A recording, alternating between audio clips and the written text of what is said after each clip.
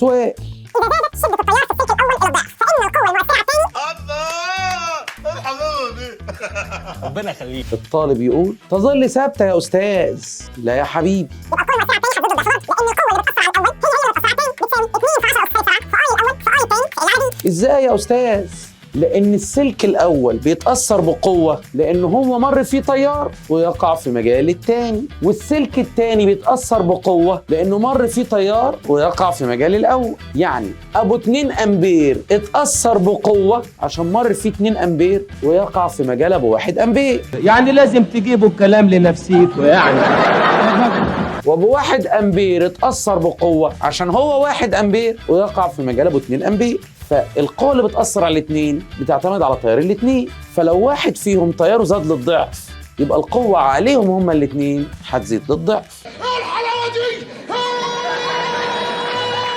أشطر أب، تعليمك بقى أشطر.